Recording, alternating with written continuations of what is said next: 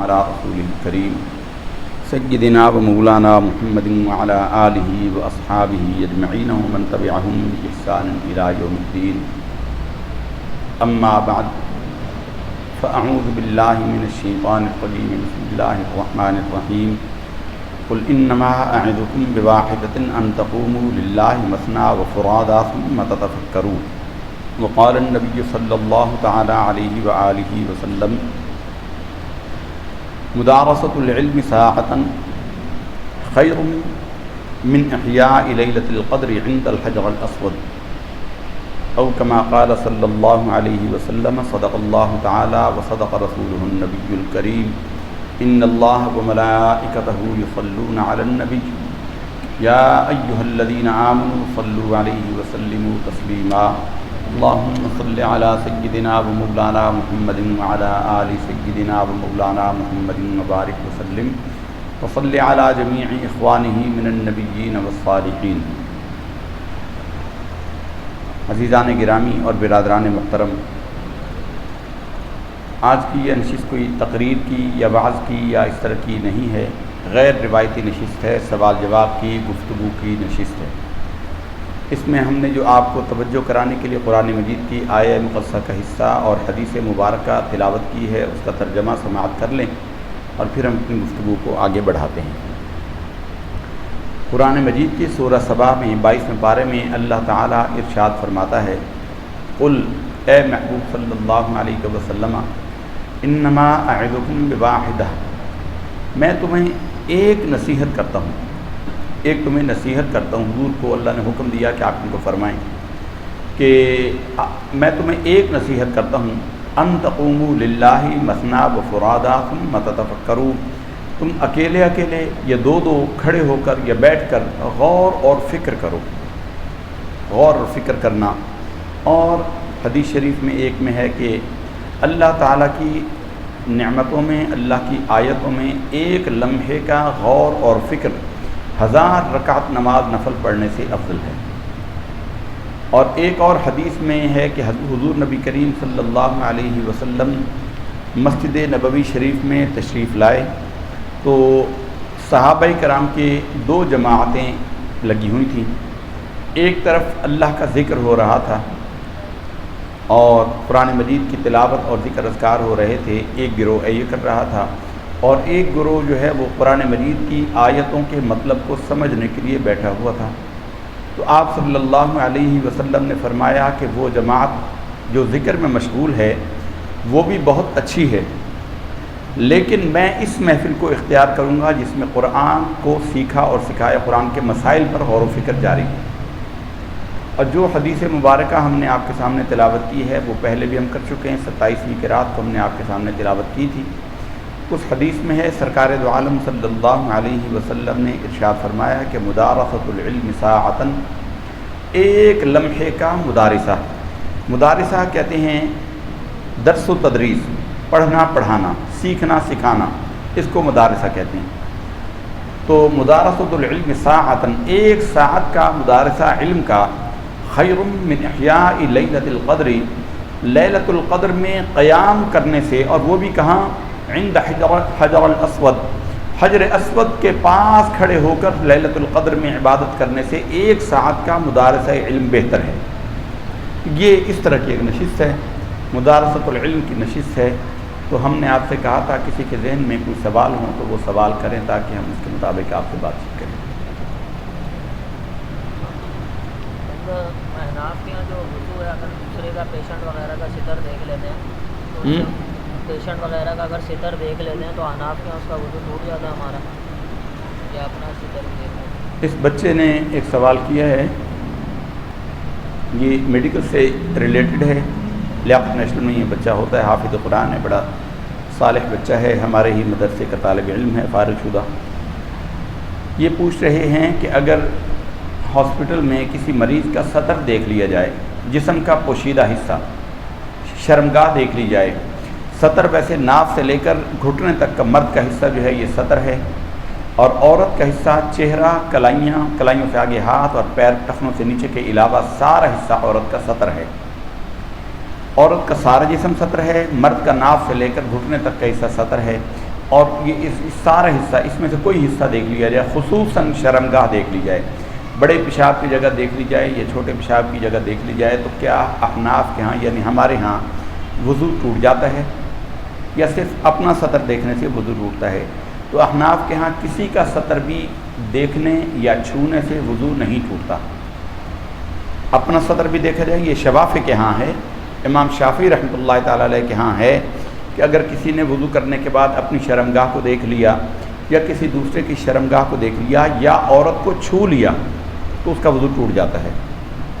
لیکن شوافی کا مسلک جو ہے نا وہ اس معاملے میں امام ہیں، بہت جلیل القدر ہیں، ہماری ضرورت نہیں ہے کہ ہم ان کے بارے میں کوئی بات کریں، لیکن ان کا اس مسئلے میں موقف بہت کمزور ہے۔ احناف یہ بھی شوافی یہ بھی کہتے ہیں کہ عورت کا دانت چھو لیا یا ناخن چھو لیا یا بال چھو لیے تو یہ اس سے وضو نہیں ٹوٹتا، حالانکہ یہ عورت کے جسم کے حصے ہیں۔ تو شوافی کا موقف اس میں نہایت کمزور ہے۔ شوافی یہ کہتے ہیں کہ عورت کو چھو لیا، مثلا وضو کر کے بیوی سے ہاتھ ملا لیا تو وضو ٹوٹ گیا، آگ کی پکی ہوئی چیز کھا لی، روٹی کا نوالا توڑ لیا وضو کر کے تو وضو ٹوٹ گیا۔ تو ہمارے ہاں ایسا نہیں ہے، اپنا سطر دیکھے یا کسی کا سطر دیکھے، بغیر عذر دوسرے کا سطر دیکھنا تو ویسے ہی حرام ہے۔ عذر ہے، یہ میڈیکل میں ہے، چونکہ ان کو ایسی مجبوری پیش آ جاتی ہے، تو دیکھنا ہی کیا، چھو بھی لیا جائے تو بھی وضو نہیں ٹوٹتا۔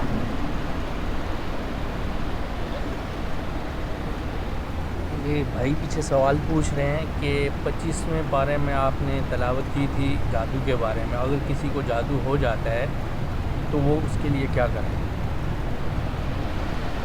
یہ بھائی صاحب سوال کر رہے ہیں کہ 25ویں پارے کے خلاصے میں ہم نے یہ بیان کیا ہے کہ کسی پر جادو ہو جائے تو اس کے بارے میں وہ کیا کریں۔ نمبر ایک تو یہ ہے کہ 25ویں پارے کی بات ہی نہیں ہے، اور 25ویں پارے میں ہم نے جادو کے حوالے سے کوئی بات کی نہیں ہے۔ ہم نے نظر کے حوالے سے بات کی تھی، اور نظر جو ہے وہ 29ویں پارے میں سورۃ القلم کی آخری 2 آیتوں کے بارے میں بیان کیا تھا۔ نظر کا لگنا برحق ہے، جادو کا ہونا برحق ہے۔ ہم نے یہ کہا تھا کہ جادو کا انکار کفر ہے، کیونکہ جادو کا ہونا قرآن مجید سے ثابت ہے۔ ہمارے زمانے میں جو الٹرا ماڈرن قسم کے لوگ ہیں نا، انہیں کہا جائے کہ نظر ہے یہ جادو، تو کہتے ہیں میں ان باتوں کو نہیں مانتا۔ وہ بڑے اپنے آپ کو بڑا ماڈرن اور بڑے توحید والے سمجھتے ہیں، اللہ والے سمجھتے ہیں کہ میں ان باتوں کو نہیں مانتا، یہ اللہ کی طرف سے ہوتا ہے جو کچھ ہوتا ہے۔ اور بھائی اسی اللہ پر تمہیں اتنا یقین ہے کہ زہر کی گولی بھی کھا لو، DDT بھی پی لو، زندگی موت تو اللہ کے ہاتھ میں ہے، اس میں تو نہیں کہتے کہ اللہ تعالیٰ کے ہاتھ میں ہے۔ تو جس اللہ نے زہر میں مارنے کی تاثیر رکھی ہے، اس اللہ نے جادو میں اور نظر میں بھی تاثیر رکھی ہے۔ اس طرح کی بےہودہ گوئی کرنا یہ دائرہ اسلام سے خارج کر دیتی ہے۔ جادو کا علاج الگ ہے، نظر کا علاج الگ ہے۔ جادو کے علاج میں ہمارے ہاں تو ہمارے حضرت صاحب جو بتاتے ہیں، اور وہ حدیث سے ثابت ہے، مسلم شریف کی حدیث میں وہ عمل ہمارے ہاں اس کو سہروردی دم کہا جاتا ہے۔ بسم اللہ پڑھ کے آیت الکرسی، بسم اللہ پڑھ کے سورہ فلق اور بسم اللہ پڑھ کے سورۃ الناس، یہ تینوں چیزیں پڑھ کر ایک مرتبہ، پھر دوسری مرتبہ، پھر تیسری مرتبہ پڑھ کر کیا جائے تو یہ ہر قسم کے جادو کو بھی توڑ دیتا ہے اور اس طرح کے معاملات کو بھی توڑ دیتا ہے۔ جادو کے اور بہت سارے اعمال ہیں۔ جادو کو کاٹنے کے پانی لیا جاتا ہے برتن میں، اس کے اعتبار سے اس کو کچھ پڑھا جاتا ہے، اور الگ بہت سارے اوراد اور وظائف ہیں، ان کو پڑھ کر وہ چھری سے پانی کو کاٹا جاتا ہے۔ پانی کا کاٹنا گویا جادو کا کاٹنا ہے، تو وہ پانی پھر پلایا اور چھینٹا دیا جاتا ہے۔ مختلف اعمال ہیں، یہ پوری ایک سائنس ہے اور پوری ایک دنیا ہے، الگ ہے، اور یہ بغیر اجازت کے اس طرح کا کچھ کرنا نہیں چاہیے۔ ہاں جو قرآن مجید کی آیتیں ہیں، حضور نبی کریم صلی اللہ علیہ وسلم پر جو جادو ہوا تھا، وہ یہودی شخص نے اپنی 2 بیٹیوں کے ساتھ لبید بن عاصم نے مل کر کیا تھا۔ انہوں نے نبی صلی اللہ علیہ وسلم کے بال مبارک، سر کے بال مبارک لے لیے تھے، اور انہوں نے ایک ٹوٹی ہوئی کنگھی کے دندانوں پر اس کو لپیٹ کر گرہیں لگائی تھیں، اور کھجور کا جو گابھا ہوتا ہے اس کے اندر وہ کنگھی پھنسا دی تھی، اور وہ ایک کنویں میں پھینک دی تھی۔ تو معوذتین نازل ہوئیں، قل اعوذ برب الفلق اور قل اعوذ برب الناس، ان کو معوذتین یہ کہتے ہیں، معوذتین پناہ دینے والی 2 صورتیں۔ تو حضور نے مولا علی شیر خدا رضی اللہ تعالیٰ عنہ کو بتایا تھا کہ فلاں کنویں میں جائیں، وہاں یہ ہے۔ تو اس کنویں کے اندر سے وہ گابھا نکالا گیا، اور وہ بالوں کی گرہ لگی ہوئی تھی اور گرہ کھلتی نہیں تھی۔ تو ان 2 صورتوں میں ملا کر 10 آیتیں ہیں، اور 10 ہی گرہیں لگی ہوئی تھیں، تو ایک ایک آیت پر ایک ایک گرہ وہ کھلتی گئی، اور جادو کا اثر ختم ہو گیا۔ لیکن یہ صرف ایک ہی علاج نہیں ہے، اور بہت ساری جادو کے توڑ کی آیتیں ہیں۔ قرآن مجید میں اللہ نے ہر شے کا علم اور شفا رکھا ہے۔ نظر بد کا بھی دم جو ہے ہمارے ہاں یہی کیا جاتا ہے، سروردی دم جو کہا جاتا ہے، یہ بہت سارے معاملات میں بڑا مجرب ہے۔ بسم اللہ پڑھ کے آیت الکرسی، بسم اللہ پڑھ کے سورہ فلق، بسم اللہ پڑھ کے سورہ ناس، یہ ایک دفعہ دم کرو، پھر دوبارہ، پھر 6 بارہ۔ دم میں اثر جو ہوتا ہے، کلام تو اللہ کا ایک ہی ہے، لیکن جو پڑھنے والا ہے اس کے اندر اگر کوئی روحانیت کی اجازت ہے، یہ تاثیر ہے، تو اس کی تاثیر کے مطابق اس کا اثر ظاہر ہوتا ہے۔ یہ ہے۔ اب کئی بندے کہتے ہیں ہم نے تو کیا تو ہمیں اثر نہیں ہوا۔ کچھ لوگ مرچیں وارتے ہیں، یہ ٹوٹکے کہلاتے ہیں۔ مرچیں وارنا یہ ٹوٹکا ہے۔ نبی کریم صلی اللہ علیہ وسلم امام حسن اور امام حسین رضی اللہ تعالیٰ عنہما کو روزانہ یہ دم کیا کرتے تھے، اعیدکما بکلمات اللہ التامہ ومن کل شیطان وہامہ ومن کل عین لامہ۔ یہ نبی صلی اللہ علیہ وسلم کا دم تھا جو آپ حضرت امام حسن اور امام حسین رضی اللہ تعالیٰ عنہما کو کیا کرتے تھے۔ قرآن مجید سے ہم نے جو آپ کو بتایا، ہم یہ کہتے ہیں امام حسن بصری کا یہ فرمان ہے کہ یہ اللہ نے دم اتارا، نازل فرمایا۔ سورہ قلم کی 2 آخری آیتیں، یہ 7 دفعہ پڑھ کر دم کرنا، یہ بھی بڑا مجرب ہے۔ نظر جو ہے وہ ہم نے آپ کو بتایا کہ حضور نے فرمایا کہ قرب قیامت میں میری امت کے لوگ جو ہیں طبعی موت کے بعد سب سے زیادہ تعداد میں نظر بد سے مریں گے۔ نظر بد کو لوگ بڑا ہلکا لیتے ہیں۔ نظر بد ایسی ہے کہ حضور نے فرمایا کہ العین حق لتدخل الرجل القبر والجمل القدر، نظر بندے کو قبر میں اور اونٹ کو ہانڈی میں پہنچا دیتی ہے۔ ایک صحابی تھے، بڑے خوبصورت جسم کے، ویٹ لفٹر ہوں گے، باڈی بلڈر ہوں گے، جو ہوگا بہت خوبصورت جسم کے تھے، نہا رہے تھے تو ایک اور صاحب کا وہاں سے گزر ہوا تو ان کو جسم بڑا اچھا لگا۔ انہوں نے کہا ماشاءاللہ کیا تیرا جسم ہے یار، کیا تیرے مسلز ہیں، جیسے ہم لوگ کہہ دیتے ہیں۔ بس وہ بے خیالی میں کہہ گئے، لیکن ان کو نظر لگ گئی اور بس وہ گھر گئے تو ان کو بخار ہو گیا، اور بخار بھی ایسا ہوا کہ ان کو جان کے لالے پڑ گئے، یعنی قریب المرگ ہو گئے، وفات پانے والے ہو گئے۔ تو نبی صلی اللہ علیہ وسلم کو بتایا گیا، آپ صلی اللہ علیہ وسلم کے گھر تشریف لائے، آپ نے پوچھا کیا ہوا، یہ تو اچھا بھلا تھا، اسے کیا ہو گیا؟ تو انہوں نے بتایا کہ یا رسول اللہ بس ایسے میں نہا رہا تھا، فلاں صاحب گزرے اور انہوں نے یہ کیا اور مجھے میرا یہ حال ہو گیا، میں مرنے والا ہوں۔ تو سرکار دو عالم صلی اللہ علیہ وسلم نے ان کو بلایا، جنہوں نے یہ جملہ کہا تھا ان کو بلوایا، اور انہوں نے کہا کہ تمہیں کیا ہو گیا کہ تم اپنے بھائی کی ہلاکت کے درپے ہو گئے؟ تم اپنے کسی بھائی کی کسی چیز کو دیکھو تو اسے ماشاء اللہ اور بارک اللہ کہو کہ اللہ تعالیٰ تمہیں اس میں برکت عطا فرمائے۔ پھر حضور نے ان کو حکم دیا کہ وہ نہائیں، جن کی نظر لگی تھی ان کو نہلایا گیا، اور ایک پرات میں، ایک لگن میں یعنی ٹب میں ان کا پانی اکٹھا کیا گیا، اور وہ نہایا ہوا پانی جو ہے وہ جس کو نظر لگی تھی اس کے اوپر ڈالا گیا، اس سے اس کو غسل دیا گیا تو وہ ٹھیک ہو گیا۔ تو اور بہت سارے بندے ہم سے یہ سوال بھی کرتے ہیں، اتفاقاً یہ بات آ گئی تو یہ بھی بتاتے جائیں، بہت سارے بندوں کو خود اپنی نظر لگ جاتی ہے، ان کا کوئی کام ہو رہا ہوتا ہے، بالکل ہوا ہی چاہتا ہے، اور بس وہ اچانک ان کو دل میں آتا ہے کہ کام ہوا اور وہ کام رک جاتا ہے، یہ اپنی نظر لگ جاتی ہے۔ تو اس کے لیے یہ ہے بزرگان دین کے بتاتے اسی حدیث سے استنباط کرتے ہوئے کہ کسی کو اپنی نظر لگ جاتی ہو تو وہ وضو کرے اور اپنا وضو کا پانی جو ہے وہ برتن میں اکٹھا کرے اور اس اکٹھے پانی کیے ہوئے کو اپنے اوپر ڈال دے، تو اس سے انشاءاللہ اس کی اپنی نظر اتر جائے۔ جیسے غیر معمدہ سنتیں پڑھتے ہیں اس کا پورا طریقہ کار کہ وہ یوم یقوم الحساب تک دوسری رکعت میں پڑھنا ہوتا ہے تو تیسری رکعت میں ثنا پڑھتے ہیں، یہ بتا دیں کہ کافی ایسا پتہ نہیں۔ غیر مؤکدہ سنتوں کے حوالے سے طریقے کے بارے میں یہ بچہ بات کر رہا ہے۔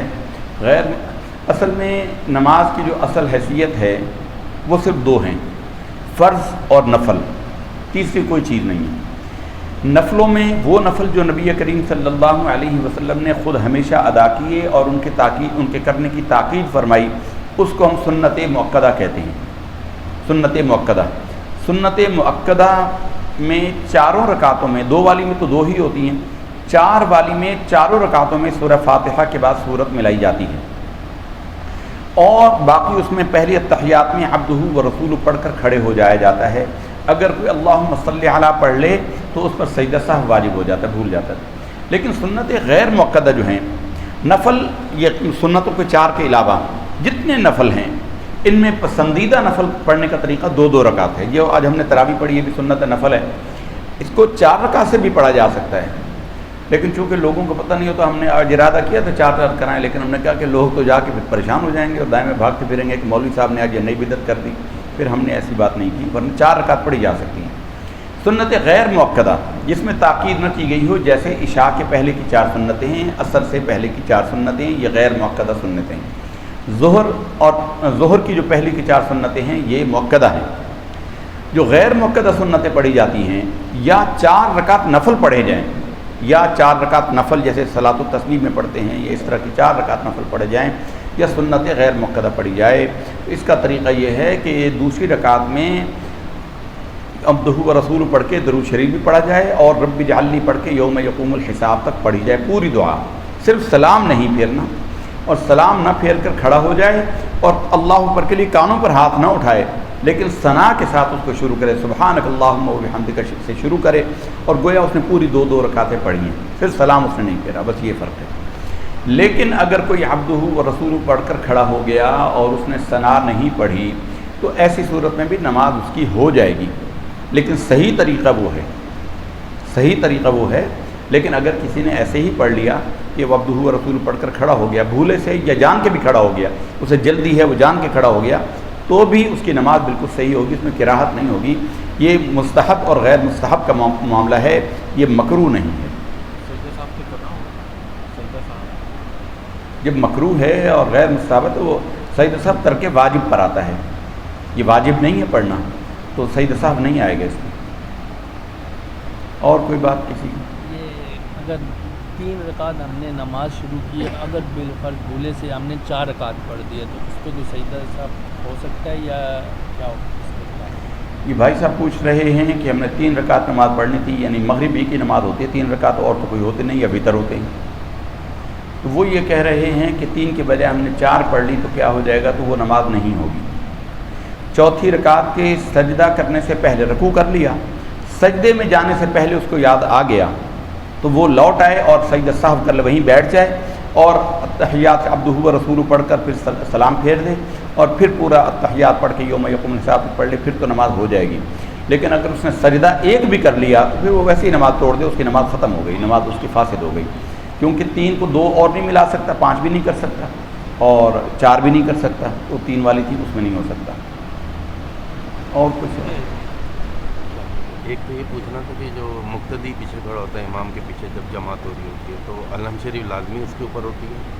اچھا، دوسری چیز یہ ہے کہ جب التحیات پڑھتے ہیں اس کے بعد لوگ بولتے ہیں کہ اس کے بعد سلام پھیر سکتے ہیں التحیات کے بعد، جس طرح آپ تراویح کے اندر بہت شارٹ ہوتے ہیں نا، التحیات پڑھ کے پھر ہم پورا درود شریف پڑھتے ہیں، تو یہ 2 چیزیں ذرا کنفرم کریں۔ یہ دوسری طرح سمجھائیں مجھے، کیا کہہ رہے ہیں؟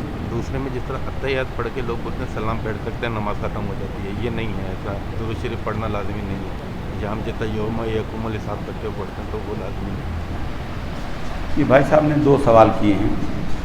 ایک تو انہوں نے یہ پوچھا ہے کہ امام کے پیچھے سورہ فاتحہ پڑھی جائے گی کہ نہیں پڑھی جائے گی؟ تو امام کے پیچھے سورہ فاتحہ نہیں پڑھی جائے گی، کیونکہ حضور نبی کریم صلی اللہ علیہ وسلم نے فرمایا ہے کہ امام کی قرأت مقتدی کی قرأت ہے۔ اچھا، 3 ائمہ جو ہیں، بلکہ 2 ائمہ، امام شافعی اور امام احمد بن حنبل، یہ کہتے ہیں کہ ہر حالت میں پڑھی جائے گی، اور امام مالک کہتے ہیں کہ جن قرأت میں اونچی آواز سے امام پڑھتا ہے اس میں تو نہیں پڑھی جائے گی، اور جس میں امام دل میں پڑھتا ہے اس میں پڑھی جائے گی۔ ہمارے امام صاحب کے نزدیک فقہ حنفی کے اندر امام کے پیچھے قرآن مجید کا کوئی حصہ نہیں پڑھا جائے گا۔ ہماری دلیل جو بہت زیادہ ہے، ایک تو یہ ہے کہ قرآن مجید میں اللہ نے سورہ فاتحہ کے پڑھنے کو لازم نہیں کیا۔ قرآن مجید میں سورہ مزمل شریف میں آپ نے سماعت کیا، قرآن مجید میں اللہ نے فرمایا ہے کہ فقرؤوا ما تیسر من القرآن، یہ نماز کا حکم ہے کہ نماز میں جو تمہیں آسانی ہو قرآن کے پڑھنے کی وہ پڑھ لو۔ حدیث شریف کے اندر ہے کہ لا صلاۃ الا بفاتحۃ الکتاب، اس کی نماز نہیں جس نے سورہ فاتحہ نہیں پڑھی، یعنی حدیث میں یہ ہے، قرآن میں یہ ہے۔ ہمارے امام صاحب کا طریقہ یہ ہوتا ہے کہ جب قرآن کا ایک حکم ہے اور حدیث کا ایک حکم ہے تو ان کو مطابقت دی جائے، اس کو ایک دوسرے کے خلاف نہ کیا جائے۔ اب اگر کوئی شخص سورہ فاتحہ کو لازم کرتا ہے اور وہ تو قرآن کے اس حکم کی نفی ہوتی ہے جو قرآن نے علی الاطلاق فرمایا کہ فقرؤوا ما تیسر من القرآن، جو چاہو تم آسانی سے وہ قرآن سے پڑھ لو، تو انہوں نے سورہ فاتحہ کو لازم کیا۔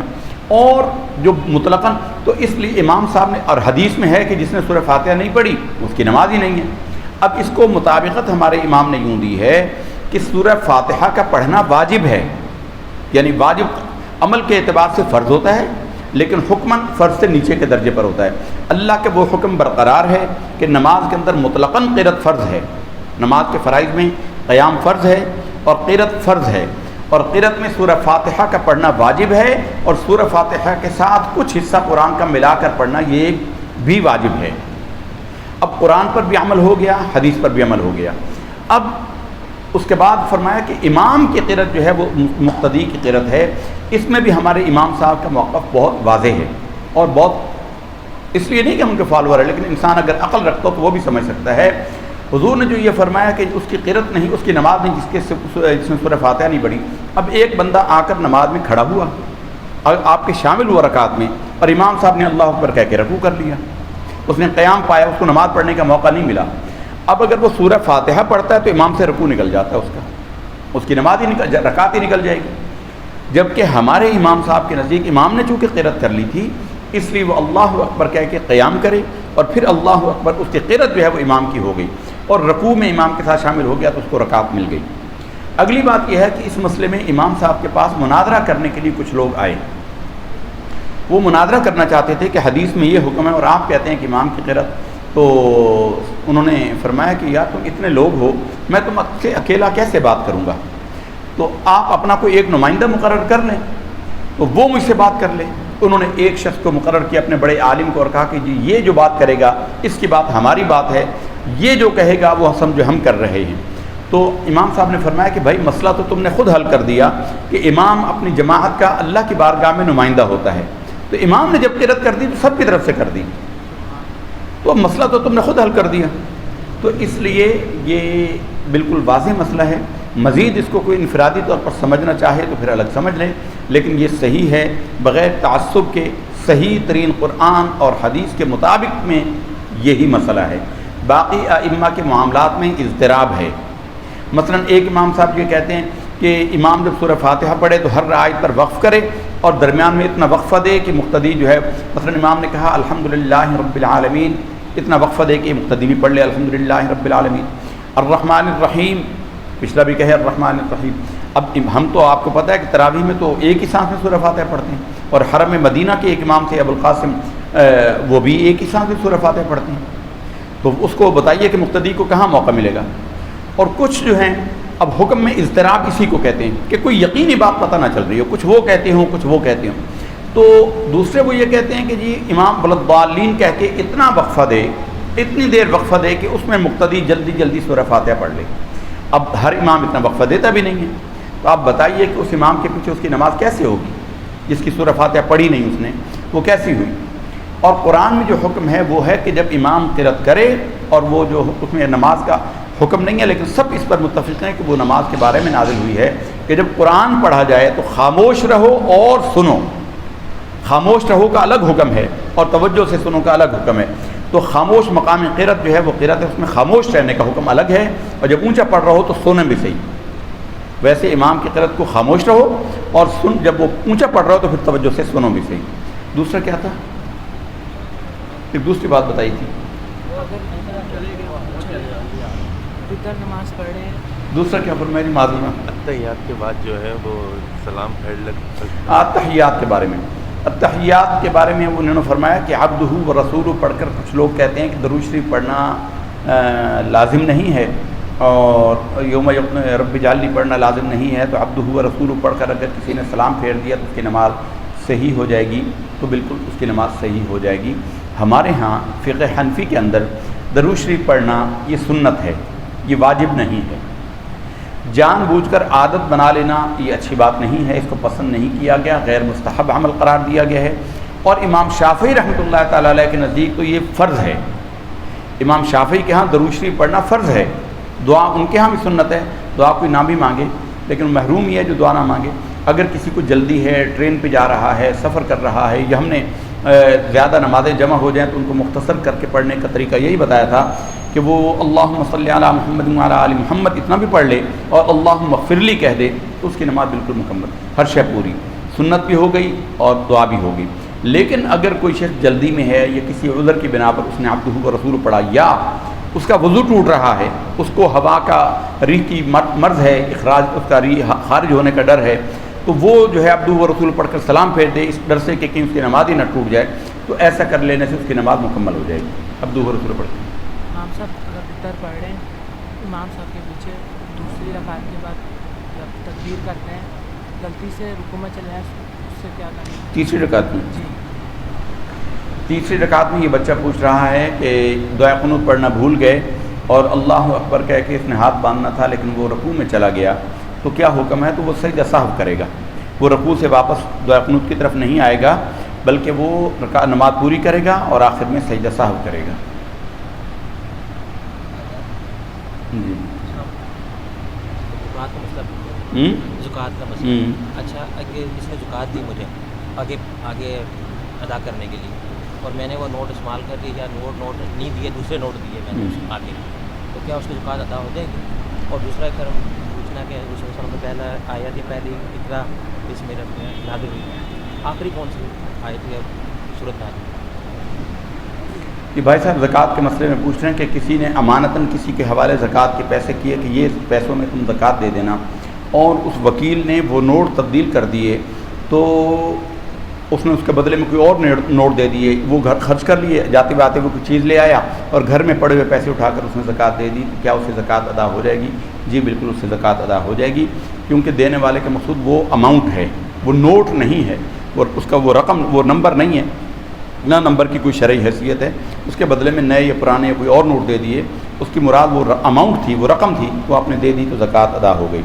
دوسری یہ پوچھ رہے ہیں کہ پہلی وحی جو ہے وہ اقرا بسم ربک الذی خلق نازل ہوئی ہے، تو سب سے آخری کون سے نازل ہوئی؟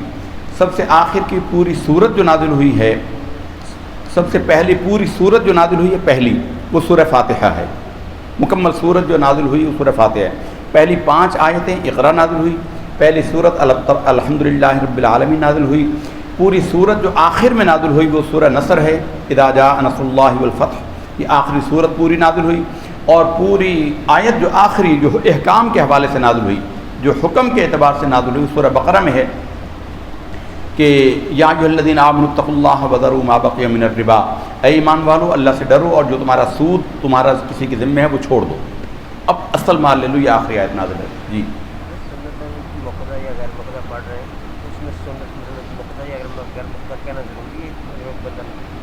یہ بھائی صاحب پوچھ رہے ہیں کہ نیت کر سنت مؤکدہ اور غیر مؤکدہ پڑھ رہا ہے تو اس کو نیت کے وقت میں یہ الفاظ کہنا ضروری ہے کہ سنت مؤکدہ ہے یا غیر مؤکدہ ہے؟ تو ایسا کچھ نہیں ہے، اس کے الفاظ کہنا ہی ضروری نہیں ہے، الفاظ کا اعتبار نہیں ہے، لفظ نیت کا معنی ہی دل کے ارادہ ہے، یہ جو ہم زبان سے ادا کرواتے یا کرتے ہیں یہ کنسنٹریشن قائم کرنے کے لیے کرواتے ہیں، اس میں شریعت کا اعتبار دل پر ہے، زبان پر نہیں ہے۔ مثلا ایک بندہ ظہر کی نماز پڑھ رہا ہے، وہ کہہ رہا ہے 4 رکعت نماز عصر پڑھ رہا ہے ظہر کی نماز، اور اس کے منہ سے نکل گیا کہ 4 رکعت نماز فرض عصر، تو اس کے زبان سے کہنے سے کوئی فرق نہیں پڑے گا، وہ ظہر کے وقت میں پڑھ رہا ہے تو ظہر ہی کی قبول ہوگی۔ ایسے ہی کبھی امام صاحب ہم دعا بھی میں کر رہے ہیں ربنا تقبل منا هذه صلاۃ الفجر، اور وہ صلاۃ ظہر ہوتی ہے یا صلاۃ العصر ہوتی ہے، لوگ کہتے ہیں وہ امام صاحب یہ آپ نے کیا کہہ دیا؟ بھائی جو پڑھی ہے اللہ نے وہی قبول کرنی ہے، زبان کے نکلنے کا کوئی اعتبار نہیں، دل کا ارادہ ہوتا ہے۔ ایک مسئلہ تشہد میں انگلی اٹھانے کے 2-3 مسئلے لوگ اٹھاتے ہیں، ایک تو ہے اشہد اجلا پر انگلی نیچے رکھ کے ہاتھ سیدھا کھول دیتے ہیں، اور بعض ویسے انگلی رکھ دیتے ہیں، بعض پھر ایسے اٹھاتے ہیں، اس میں صحیح طریقہ سنت طریقہ کون سا؟ یہ اتحیات کے اندر تشہد کے اندر رفع سبابہ اسے کہتے ہیں، دین کے اندر اس مسئلے کو رفع سبابہ کہتے ہیں، رفع کہتے ہیں بلند کرنے کو، سبابہ اس انگلی کا نام ہے، شہادت کی انگلی کو سبابہ کہتے ہیں۔ تو یہ پوچھ رہے ہیں کہ اس کے اٹھانے کے 2-3 طریقے ہوتے ہیں، کچھ لوگ جو ہے اس کو یوں کر کے اٹھاتے ہیں پھر ہاتھ کھول دیتے ہیں، کچھ لوگ جو ہے اس کو یوں کر کے پھر یوں گرا دیتے ہیں اور ہاتھ بند رکھتے ہیں، اور کچھ ایسے ہوتے ہیں کہ اس کو ہلاتے رہتے ہیں۔ دراصل حدیث شریف میں جو بیان ہوا ہے یہ گھمانے کا طریقہ تو موجود ہے حدیث شریف میں، لیکن یہ متروک ہے، یہ حضور نے بعد میں اس سے منع کر دیا تھا، یہ اب گھمانے کی اجازت نہیں ہے، یہ بس لوگ بس ان کے ذمہ وہی بات ہے نا اہل حدیث حضرات جس کو ہم کہتے ہیں، ان کو سمجھ تو ہے نہیں کہ کون سے حدیث کو کس پر ترجیح کیوں دی جائے گی، یہ عمل حضور نے چھڑوا دیا تھا۔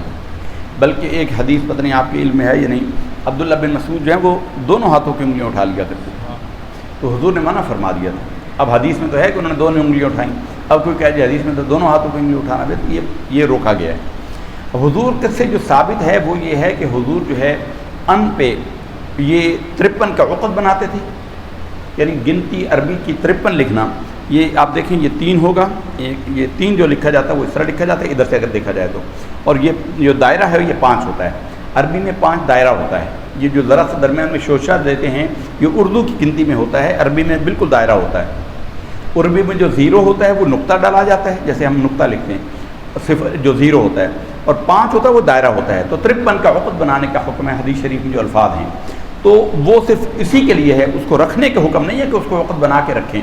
تو صحیح طریقہ یہی ہے کہ اشہد ان پہ اٹھایا جاتا ہے، اشہد ان لا الہ الا پہ گرا کے ہاتھ کھول دیتے ہیں، اشہد ان پہ اٹھایا جاتا ہے، الا پہ گرا دی جاتی ہے انگلی اور ہاتھ کھول لیا جاتا ہے۔ تو یہ کانسیپٹ نہیں آپ یہ مسجد کے بیچ میں ہم لگاتے ہیں نلین مبارک، عموماً ہمیں سنت والے لگاتے ہیں، دائیں پہ یا اللہ ہوتا ہے یا رسول اللہ ہوتا ہے، نیچے قرآن مجید رکھنا ہوتا ہے، یہ مناسب ہے۔ اور دوسرا یہ عمل نیا ہے، نئی مسجد میں کبھی نماز پڑھیں اقامت سے پہلے پڑھا جاتا ہے الصلاۃ والسلام علیہ وسلم، اور کچھ مساجد ایسی ہیں جس میں اذان سے پہلے پڑھا جاتا ہے، ان میں بہتر عمل کون سا ہے؟ یہ ہمارے بھائی صاحب نے سوال کیا ہے، 2-3 سوال ہیں۔ ایک سوال تو یہ ہے کہ بعض مساجد میں سرکار دو عالم صلی اللہ علیہ وسلم کے نعلین مبارک کا نقشہ جو ہے وہ محراب میں لگایا جاتا ہے، اس کے دائیں بائیں یا اللہ یا رسول اللہ لکھا ہوتا ہے اور نیچے قرآن مجید بھی پڑھا ہوتا ہے، تو ایسا کرنا کیسا ہے؟ تو اس میں یہ ہے کہ ہم تو اس کو پسندیدہ نہیں سمجھتے، یہ حلال اور حرام کا مسئلہ نہیں ہے، کیونکہ خود نعلین شریف نہیں ہوتی، وہ نعلین کا شیپ بنا ہوا ہوتا ہے۔ لیکن اب ہم خود اپنے دل سے پوچھ لیں کہ وہ جو شیپ ہے نعلین، اگرچہ حضور کا نعلین ہے، ہمارے اصل بھی اب ملے تو ہمارے سر کا تاج ہے، ہمارے امام حسن رضا خان صاحب فرما گئے ہیں کہ جو سر پہ لکھنے کو رکھنے کو مل جائے نعل پاک حضور تو پھر کہیں گے کہ ہاں تاجدار ہم بھی ہیں۔ لیکن مسئلہ یہ ہے کہ وہ جو نعلین شریف کا نقشہ اس کو ذہن میں آتے ہی حضور کے نال پاک کا، نال کہتے ہیں جوتے کو، جوتا شریف حضور کا ہے تو نعلین مثنیٰ ہے، 2 کا ہے، نعلین 2 جوتوں کو کہتے ہیں، نال 1 کو کہتے ہیں، جیسے گھوڑے کو نال لگاتی ہے تو اس کو انگریزی میں میرے خیال میں ہارس شو ہی کہتے ہیں، ہارس شو کہتے ہیں، تو نال کہتے ہیں جوتے کو اور نعلین کہتے ہیں 2 جوتوں کو۔ تو حضور کے نعلین مبارک احتراماً کہہ دیا جاتا ہے، وہ ایک نال مبارک کا نقشہ ہوتا ہے نال شریف کو، اس کے بڑے برکات ہیں، بہت تبرکات ہیں۔ لیکن اب دیکھیں جب اس پر نظر پڑے گی تصور نال شریف کا آئے گا اور نیچے اس کے اللہ کا کلام پڑا ہوا ہے، اللہ کی عزت کا کلام، یا بعض لوگ تو اسی کے اندر بھی یا اللہ یا رسول اللہ لکھ دیتے ہیں، تو ہمیں تو یہ پسند نہیں ہے، ہم اس کو ٹھیک نہیں سمجھتے، تو اس لیے ہمارے ہاں تو ایسا نہیں ہے۔ دوسرا بھائی صاحب نے یہ سوال کیا ہے کہ بعض مساجد میں اذان سے پہلے درود و سلام پڑھا جاتا ہے، الصلاۃ والسلام علیک یا رسول اللہ، اور بعض میں اب جو ہے اقامت سے پہلے بھی پڑھا جاتا ہے، تو اس سلسلے میں کیا شرعی حکم کیا ہے اور کیا ٹھیک ہے؟ ہم اس کو یہ سمجھتے ہیں کہ زمانے کے احکامات سے حالات کی ضرورت کے تحت دین کے اندر کچھ چیزیں ظاہر ہو جاتی ہیں، جیسا کہ ہم نے اپنے جمعہ کے ایڈریس میں بیان کیا تھا کہ جمعے میں حضور کے زمانے میں اذان نہیں ہوتی تھی، دوسری پہلی اذان نہیں ہوتی تھی، ایک ہی اذان ہوتی تھی، ایک ہی اذان ہوتی تھی۔ حضرت عثمان غنی کے زمانے میں ضرورت محسوس ہوئی کہ لوگ دور سے آتے ہیں تو وہ ان کو پہلے مہلت ملے، اگر وہ دوسری اذان پر آئیں گے تو امام کا خطبہ مکمل ہو چکا ہوگا، وہ نماز سے رہ جائیں گے وہ، تو ایک اذان کا اضافہ کیا گیا، ایک اذان کا اضافہ کیا گیا۔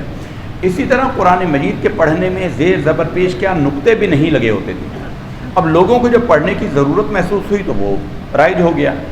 ہمارے زمانے میں نبی کریم صلی اللہ علیہ وسلم کی گستاخی کا عمل اتنا زیادہ بڑھ گیا، آپ سوچ نہیں سکتے، ہماری زبان ساتھ نہیں دیتی، ہم آپ کو سامنے کا 2-3 مثالیں بتا دیں، آپ کانوں کو ہاتھ لگائیں گے۔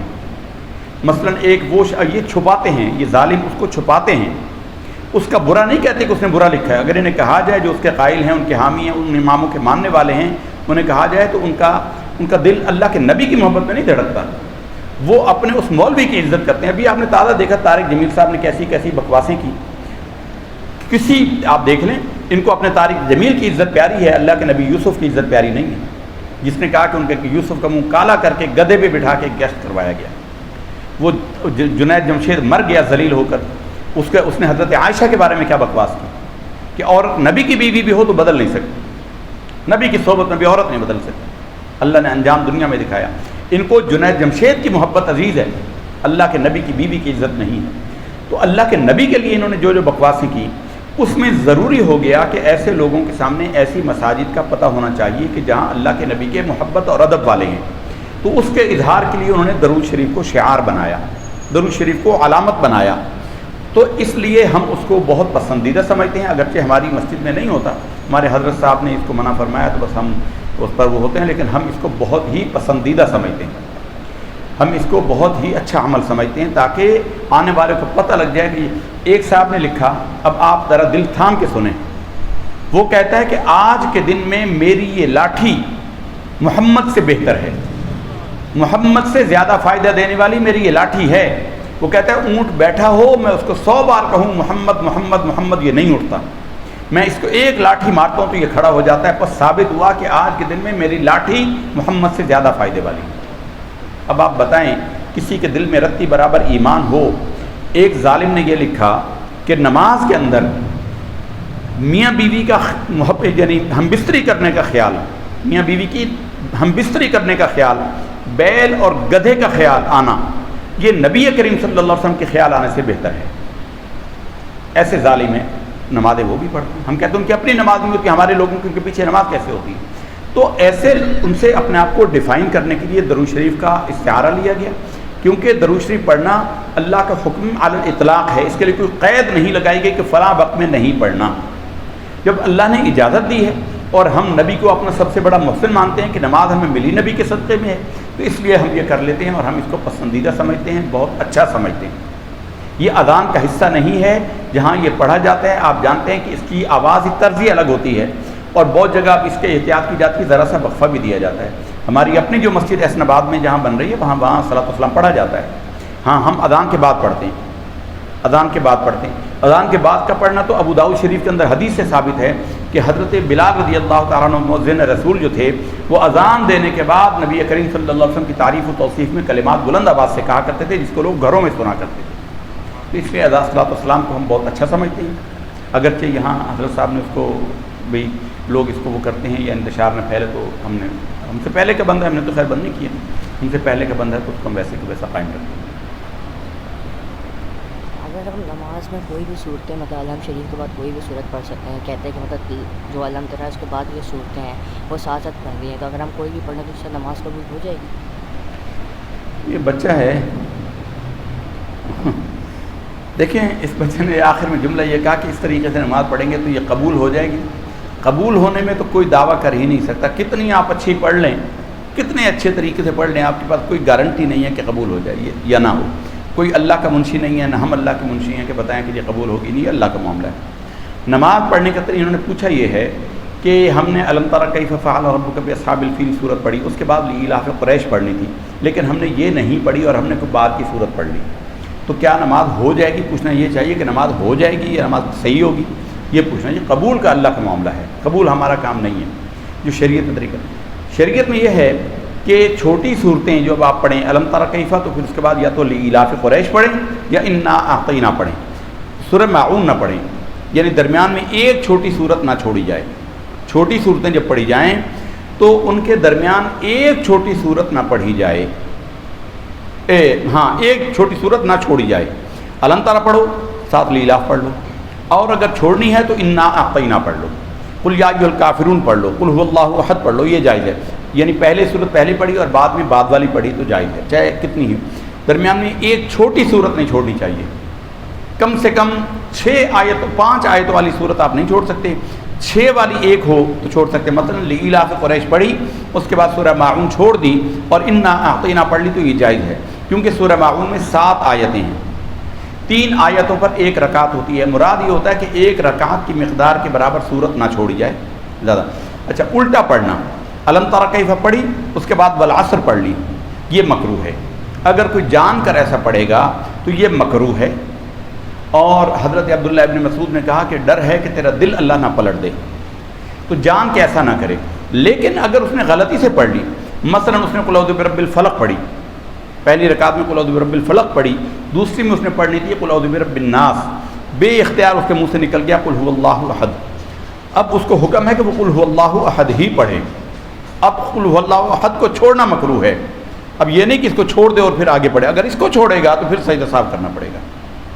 تو قرآن کو پیچھے سے آگے کی طرف پڑھنا چاہیے، آگے سے پیچھے کی طرف جان بوجھ کر پڑھنا مکروہ ہے. اور یہ مکروہ بھی مکروہ ہے، مکروہات قرت میں سے ہے، مکروہات نماز میں نہیں ہے. یعنی قرت میں مکروہ اس نے کیا ہے، نماز میں قراءت جان کی بھی اگر کسی نے کیا تو نماز کی مکروہ نہیں ہے، قرت کی قراءت ہے. کب جی؟ ہاں جی، یہ بھائی صاحب کہہ رہے ہیں کہ نماز میں جب ہم درود شریف پڑھتے ہیں، درود شریف کے بعد ہم رب اجعلنی پڑھتے ہیں، رب اجعلنی مقیم الصلاۃ ومن ذریتی، اس کی بجائے کوئی اور دعا بھی پڑھ سکتے ہیں؟ تو جی بالکل پڑھ سکتے ہیں. جو حدیث شریف سے اس وقت تو ہمیں 3 دعائیں یاد آ رہی ہیں. ایک تو یہی رب اجعلنی، ایک ہے ربنا آتنا فی الدنیا حسنۃ وفی الآخرۃ حسنہ، اور ایک ہے اللہم انی ظلمت نفسی ظلما کثیرا ولا یغفر الذنوب الا انت فاغفر لی مغفرۃ من عندک وارحمنی انک انت الغفور الرحیم. علماء نے یہ لکھا ہے کہ وہ دعا کی جائے جس میں دنیا اور آخرت کی بھلائی کا سوال کیا گیا ہو. دنیا کی نعمتیں مانگی گئی ہوں، یا اولاد مانگی گئی ہو، یا مال مانگا گیا، وہ پڑھنا مکروہ ہے، وہ نہیں مانگنی چاہیے. اور دعا کے ضمن میں یہ یاد رہے کہ رب اجعلنی ہو، ربنا آتنا ہو، اس کو قرآن کی نیت سے نہ پڑھا جائے اور اس کو دعا کی نیت سے پڑھا جائے. یہ فرق یاد رہے. اگر قرآن کی نیت سے پڑھے گا تو اس کو سجدہ سہو کرنا ہوگا، اس کو سجدہ سہو کرنا پڑے گا. وہ سمجھے کہ یہ میں دعا مانگ رہا ہوں، یعنی یہ دعا کے الفاظ ہیں جو قرآن نے مجھے سکھایا، میں اللہ سے یہ اپنی طرف سے یہ دعا کر رہا ہوں. اور یہ 3 دعائیں تیسرے وقت ہیں، اور بھی کوئی اس طرح کی دعائیں کر سکتے ہیں. ربنا لا تزغ قلوبنا پڑھ سکتا ہے، ربنا لا تزغ قلوبنا بعد إذ هديتنا وهب لنا من لدنك رحمة إنك أنت الوهاب بھی پڑھ سکتا ہے. ایک سورہ توبہ میں بسم اللہ نہیں ہے، ہم آدھی پڑھ کے رکھ دی، دوسرے دن آدھی سے شروع کریں گے تو پھر بسم اللہ پڑھیں گے. اور دوسرا سوال یہ ہے کہ لوگ بال کالے کرنے کے لیے گلاب وغیرہ کا استعمال کرتے ہیں، وہ اس کے بارے میں کیا ہوتا ہے؟ آپ تو کرتے نہیں جی، آپ کو کیا فکر ہے. بھائی صاحب پوچھ رہے ہیں کہ سورہ توبہ کے شروع میں بسم اللہ نہیں ہے. سورہ توبہ کے شروع میں بسم اللہ نہیں ہے، اور ایک بندے نے سورہ توبہ پڑھ لی، آدھا حصہ پڑھ لیا، اور اگلے دن جب اس نے قرآن کو کھولا تو وہ بسم اللہ پڑھے گا یا نہیں؟ تو بھائی بسم اللہ جو ہے وہ سورہ توبہ کے شروع میں منع ہے، قرأت کے شروع میں منع نہیں ہے. آپ تو درمیان کی بات کر رہے ہیں. اگر کوئی سورہ توبہ سے قرآن شروع کرے تو وہ قرآن شروع کرنے کے نیت سے بسم اللہ پڑھے گا، شروع سے بھی پڑھے گا، پھر مڈ میں ہی نہیں بلکہ اس کو درمیان سے بھی پڑھے گا، شروع سے بھی پڑھے گا. وہ قرأت کی نیت سے کہ میں قرأت قرآن پڑھ رہا ہوں، قرآن پڑھنے سے پہلے بسم اللہ پڑھنی ہے، وہ پڑھے گا. دوسرا کہ خضاب کے یہ پوچھ رہے ہیں کہ کالا خضاب لگانا، کالا خضاب لگانے میں حدیث میں ممانعت ہے، لیکن بہت سارے علماء جو ہیں وہ اس کے جواز کے قائل ہیں. حضرت امام حسین رضی اللہ تعالیٰ عنہ یا امام حسن کے بارے میں معروف ہے کہ وہ کالا خضاب لگایا کرتے تھے. اس میں جس عالم کے ساتھ متفق ہو، جہاں رائے مطمئن ہوتی ہو وہاں پر وہ قائم ہو جائے، اس کو تو اللہ تعالیٰ اس کے عالم کی وجہ سے اس کو معاف فرما دے گا.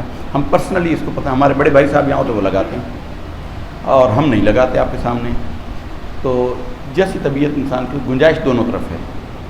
کچھ لوگ روحانی طور پہ گوشت بڑا یا اس طرح حلال چیزیں منع کر دیتے ہیں، حالانکہ وہ اس کو کوئی اس طرح کی بیماری جیسے ڈاکٹر منع کرتے ہیں شوگر میں یا اس طرح کی نہیں، روحانی طور پہ وہ کو تعویذ دیا اور ساتھ منع کر دیا یہ گوشت آپ نے نہیں کھانا، اور لانگ ٹائم وہ گوشت وغیرہ سے پرہیز کرتے ہیں حالانکہ وہ حلال چیزیں ہیں. تو اس کا کیا ہوتا ہے شرعی طور پر؟ یہ بھائی صاحب پوچھ رہے ہیں کہ روحانی اعتبار سے بعض لوگ جو ہیں کسی پر بڑا گوشت منع کر دیتے ہیں یا کچھ چیزوں کی پابندی لگا دیتے ہیں کہ یہ نہ کریں، حالانکہ وہ شرعاً حرام نہیں ہیں اور وہ حلال ہیں، لیکن وہ اس کو منع کر دیتے ہیں. تو ایسے میں کیا حکم ہے؟ تو جیسے اور یہ کہہ رہے ہیں کہ میڈیکلی اس کو وجہ نہیں ہوتی، تو جیسے میڈیکلی کوئی وجہ ہوتی ہے ایسے روحانی اعتبار سے بھی وجوہات ہوتی ہیں. عملیات کی دنیا ایک بالکل الگ دنیا ہے، اور بہتر یہ ہوتا ہے کہ اس کا آپ الگ سوال کریں تو آپ کے لیے زیادہ بہتر ہوگا. بہت سارے ذہنوں میں اور کنفیوژن پیدا ہو جاتی ہے. ہم جب جو بھی خوراک کھاتے ہیں، علامہ ابن خلدون نے مقدمہ ابن خلدون میں اس پر پوری بحث کی ہے. علامہ ابن خلدون نے پوری بحث کی ہے اور انہوں نے کہا ہے کہ جو ہم خوراک کھاتے ہیں اس سے ہمارے اوپر کچھ نہ کچھ اثر ہوتا ہے. میں میں بتا رہا کے ہوں، لیے نہیں کہہ رہا، میں عام جیسے میں اسی کا بتا رہا ہوں آپ کو، وہ عملیات کے روحانی اعتبار سے ہے نا جی۔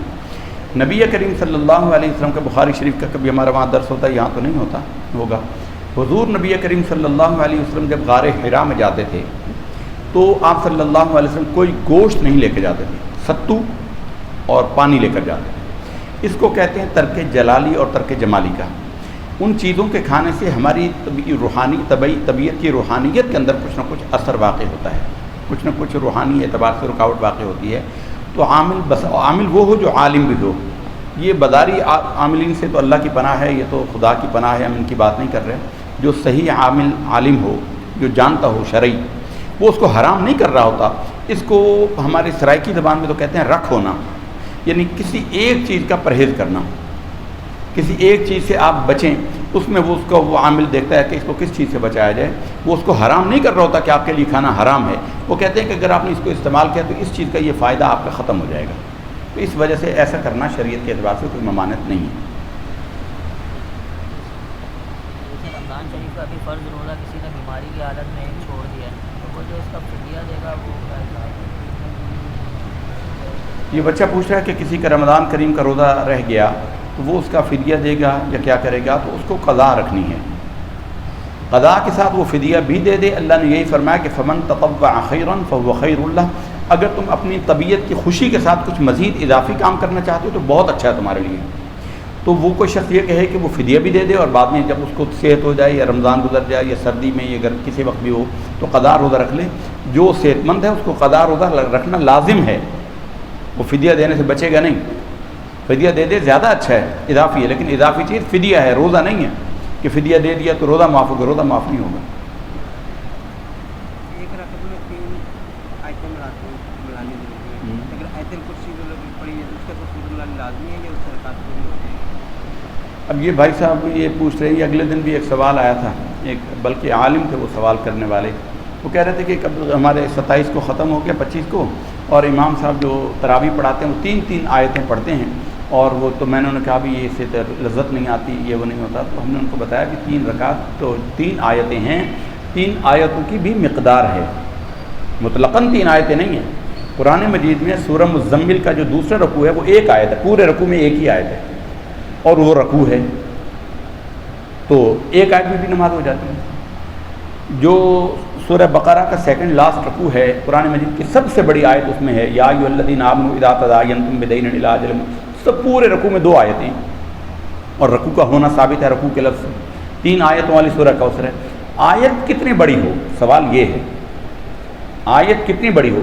اگر آیت بڑی ہے تو پوری آیت کیا آپ آدھی آیت پڑھ لیں تو بھی نماز ہو جائے گی، آیت الکرسی کو آدھا پڑھ لیں تو بھی نماز ہو جائے گی۔ مقدار قرأت کے لیے پھر فقہا نے اس کی مقدار مقرر کی ہے کہ کتنی لفظوں والی آیت ہو، تو کم سے کم 7 آیتوں کی مقدار ہے، 7 حروف کی والی آیت، اور اس کا معیار بنایا گیا سورہ الرحمن کی آیت ہے مدھامتان، اس میں 7 حروف ہیں، 7 حروف کی 3 آیتیں، یعنی کوئی کسی نے ایسے آیت ایک پڑھ لی جس میں 21 حرف پورے ہو گئے، 21 22 23 ہو گئے، چاہے وہ پوری ایک آیت ہی نہیں ہے تو اس کی نماز ہو جائے گی۔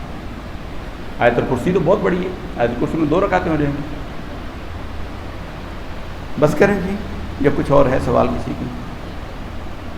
عید کی جیسے نماز کے لیے اگر کوئی بندہ لیٹ ہو جاتا ہے تو وہ جیسے دوسری رکعت میں آیا تو وہ پہلی رکعت کی جو 3 زائد تکبیرات ہیں وہ کیسے ادا کرے گا؟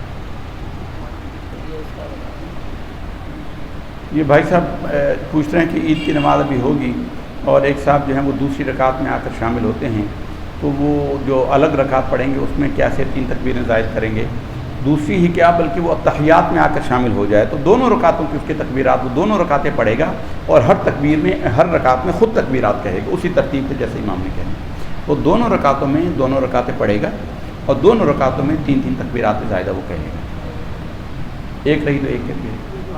آپ بیٹھے ہیں قاری صاحب، اس میں قرآن مجید میں بیٹھ کے احکامات ہیں یا حدیث میں ہیں؟ اعتکاف میں بیٹھنے کا؟ جیسے کہ ہم بیٹھے ہیں، ہاں جی، قرآن مجید میں احکامات آئے ہیں یا حدیث میں آئے ہیں؟ کچھ کیا کا کہنا ہے کہ نہ قرآن مجید میں نہ حدیث میں نہ سنت میں۔ دوسرا یہ جو ہم کو نانے کی تو بن رہی ہے وہاں ہاتھ نہیں دھو سکتے، اس کو آپ نہیں کر سکتے، ये कहाँ आया है?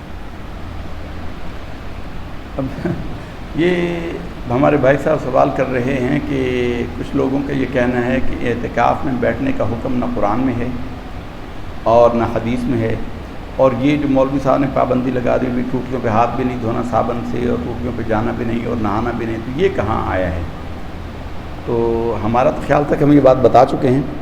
असल में बुनियादी बात ये याद रखिए, 2-3 बातें बुनियादी हैं। हजरत से बात रोक रहा हूँ, ये कल यहाँ एक सवाल उठा था, इसलिए मैं पूछ नहीं तो ये ज़रूरी है, हमने तो इसलिए पता है, लेकिन कल सवाल मैं आपको यही बता रहा हूँ कि ये नशिश रखी इसलिए, हम बुरा नहीं मना रहे किसी बात का, अल्लाह जानता है हम किसी की बात को बुरा नहीं मना रहे। हम आपको पॉइंट आउट करने के मामलात क्या हैं। मामलात ये हैं कि अल्लाह के नबी सल्लल्लाहु अलैहि वसल्लम ने फरमाया कि क़ुर्ब क़यामत में फ़ितने ऐसे नमूदार होंगे एक के पीछे एक। जिसने ये एतराज़ किया है उससे पूछा जाए कि क्या वो पूरे कुरान को पढ़ना जानता है, क्या उसने पूरा कुरान छान लिया और उसे नहीं मिला। मतलब हमने कल अपनी गुफ्तगू में बयान किया था कि इमाम शाफ़ई ने एक हुक्म ढूंढने के लिए 300 बार पूरा कुरान पढ़ा, उनको नहीं मिली। 300 बार में वो आयत नहीं मिली, लेकिन है उसूल है इस्लाम का। तो 301वीं बार में जब उन्होंने पढ़ा तो उनको वो हुक्म मिला। तो जो ये एतराज़, अब किसी ने भी मुँह खोल कर एतराज़ कर दिया, अब उस शख्स का बोलने वाला का मुँह नहीं पकड़ सकते। वो जाहिल है, वो गुमराह है और गुमराह कर रहा है। कुरान मजीद में 2-3 जगहों पर यह हुक्म आया एतिकाफ़ का। सूरह बकरा में है, पहले पारे में है, वाहिदना इला इब्राहीम व इस्माईल अन तहिरा बैतिया लित्ताइफीना वल आकिफीना व रुक्अस सुजूद। हमने पक्का वादा लिया इब्राहीम से और इस्माईल से कि वो हमारे इस घर को यानी बैतुल्लाह शरीफ को साफ़ रखें। किसके लिए? लित्ताइफीन, तवाफ़ करने वालों के लिए, वल आकिफीन, इतिकाफ़ करने वालों के लिए, व रुक्अस सुजूद, और रुकू व सुजूद यानी नमाज़ पढ़ने वालों के लिए। तो ये इतिकाफ़ का ज़िक्र यहाँ मौजूद है। इसी तरह एक और मकाम पर सूरह हज में है ग़ालिबन, वहाँ पर भी यही है, वल आकिफीन लिन्नास, और इतिकाफ़ करते हैं लोग वहाँ पे। तो कुरान मजीद में मुतअद्दिद मकामात पर, पूरे मकाम गिनती के नहीं है लेकिन एक जगह भी होना काफ़ी है। कुरान में एक दफ़ा भी हुक्म अल्लाह का आ जाए तो बहुत काफ़ी। तो अल्लाह ने कहा कि इतिकाफ़ करने वालों के लिए पाक रखें। नबी करीम सल्लल्लाहु, अब बाकी है कि इसके तफसीली मसाइल। कुरान जो है वो किताब उसूल है, किताब तफसील नहीं है। अगर कोई ये कहे कि कुरान में तो नमाज के पढ़ने का ये तरीक़ा ही नहीं है जो हम पढ़ते हैं कि हाथ यहाँ बांधें, हाथ यहाँ तक, तो कुरान में तो नहीं है कि हाथ यहाँ उठाएं, यहाँ बांधें, ये करें। रुकू करने का हुक्म है, लेकिन रुकू से क्या मुराद है, सजदा कैसे किया, रकातें कितनी हैं, कौन सी नमाज में, तो कुरान में नहीं है। तो कोई खड़ा होकर कह दे उसका मुँह तो हम नहीं पकड़ सकते।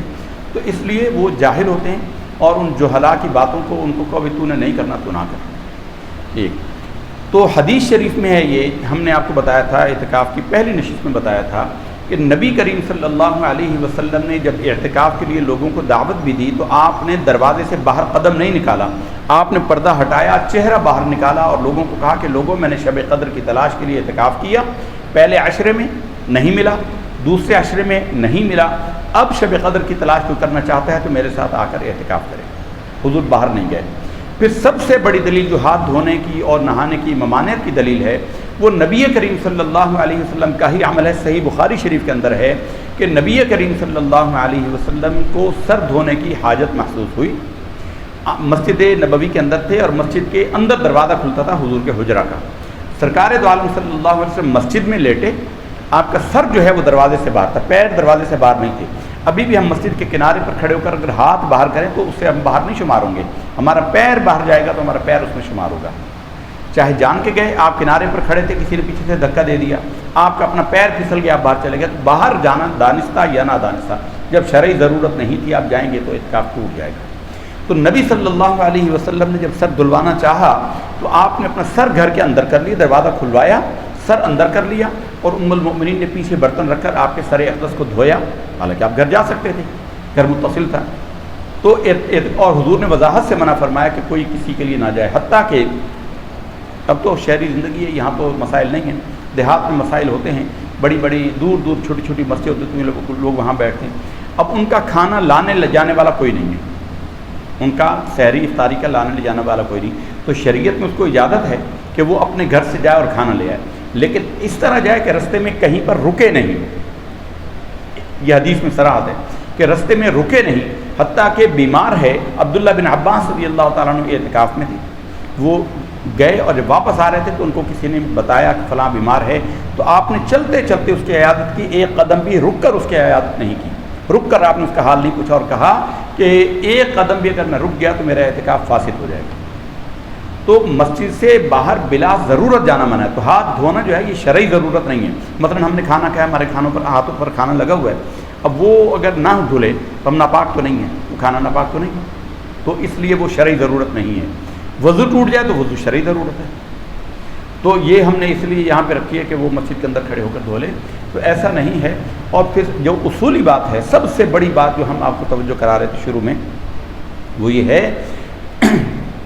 دین کا سب سے بڑا حصہ، سب سے اصل اور سب سے بڑا حصہ جو ہے اس کا ثبوت تواتر سے ہوتا ہے، اس کا ثبوت قرآن اور سنت سے نہیں ہوتا، بلکہ قرآن کا قرآن ہونا بھی تواتر سے ثابت ہے۔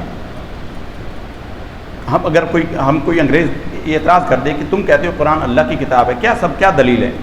ہم کہیں گے قرآن میں لکھا ہوا ہے، وہ کہے گا میں ایک کتاب لکھتا ہوں، میں کہتا ہوں یہ اللہ تعالیٰ کی طرف سے کتاب ہے، تو کیا دلیل ہے کہ یہ اللہ کی طرف سے نہیں ہے اور وہ اللہ کی طرف سے؟ اس میں بھی یہی لکھا ہوا ہے نا کہ اللہ کی کتاب ہے، میں لکھ دیتا ہوں یہ اللہ کی کتاب ہے، تو کیسے ثابت کریں گے؟ قرآن کا قرآن ہونا تواتر سے ثابت ہے، ہمارا اپنے باپ کی اولاد ہونا تواتر سے ثابت ہے، کسی کا بھی اپنے باپ کی اولاد ہونا اپنے تواتر سے ثابت ہے۔ اب اگر کوئی شخص کسی کو کہے بھی تو اپنے فلاں جس کا اس کا بیٹا ہے اسے کہے کہ تو فلاں کا بیٹا ہونا ثابت کر، تو کیسے ثابت کرے گا؟ اب تو چلو پھر بھی کسی حد تک ڈی این اے وغیرہ آ گئے، لیکن 20-50 سال پہلے تو یہ بھی نہیں تھا، تو کوئی کیسے ثابت کرے کہ وہ اپنے باپ ہی کا بیٹا ہے؟ نہیں کر سکتا، وہ تواتر سے ثابت کرے گا، وہ یہی کہے گا میری ماں مجھے کہتی ہے، سب محلے والے کہتے ہیں، مجھے سب یہ بتاتے ہیں کہ میں اس کا بیٹا ہوں، تو تواتر سے ثابت ہوتا ہے۔ تو تواتر سے اعتکاف کے احکامات کیسے چلے آ رہے ہیں وہ سب کے سامنے، کسی زمانے کے کسی صحیح عالم نے ان چیزوں سے اجازت دی ہو تو وہ ٹھیک ہے، وہ اس کو پیش کرے، ورنہ یہ کہنا کہ قرآن تو قرآن آتا ہی نہیں، جس نے یہ اعتراض میں آپ کو نہیں کہہ رہا، اللہ معاف فرمائے، جس شخص نے یہ کہا، جو بیانی ہو، جو یہ کہ زید بکر کہے، اس ظالم نے اسے قرآن پتہ نہیں صحیح پڑھنا بھی آتا ہے یا نہیں، پھر پورا قرآن پڑھنا ہو۔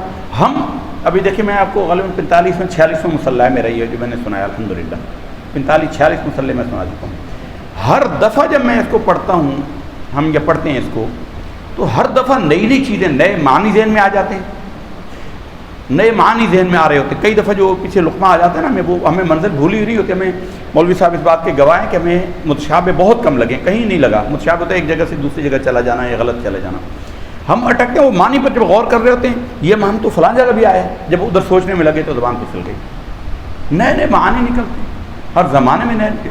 امام صاحب کا قول آپ کے سامنے ہے کہ 300 بار پڑھ کے وہ آیت نہیں ملی، حالانکہ 300 بار وہ آیت پڑھ کر گزر گئے، انہیں پتہ نہیں چلا۔ تو جس نے جو ایسی بات کرتا ہے وہ کیا وہ اتنا بڑا متبحر عالم ہے قرآن مجید کا؟ ہر بار پڑھیں آپ کو نئے سے نیا مطلب نکلے گا، نیا سے نیا معنی ذہن میں آئے گا۔ یہ بات جو ہے وہ، اور ان کے چکروں میں جو ایسا ہو سکے، قرآن مجید میں اللہ نے فرمایا وَإِذَا خَاطَبَهُمُ الْجَاهِلُونَ قَالُوا سَلَامًا، جب تمہارا جاہلوں سے واسطہ پیش آ جائے تو انہیں سلام متارکہ کر دو، یعنی ان کو سلام کرو کہ بھائی ہم نے تمہیں سلام کیا، تو ہم سے دور ہو جا۔ سلام متارکہ کہتے ہیں اسے، سلام متارکہ کا مطلب ہے تجھے ترک کیا ہم نے، چھوڑ دیا، ان کو چھوڑ دینا چاہیے، تو اپنا معاملہ لے کر جائیں، اپنا وہ رب جانے ان کو۔ بس ٹھیک، کوئی دعا کر لیں اب۔ اللہم ربنا اللہم صلی علی سیدنا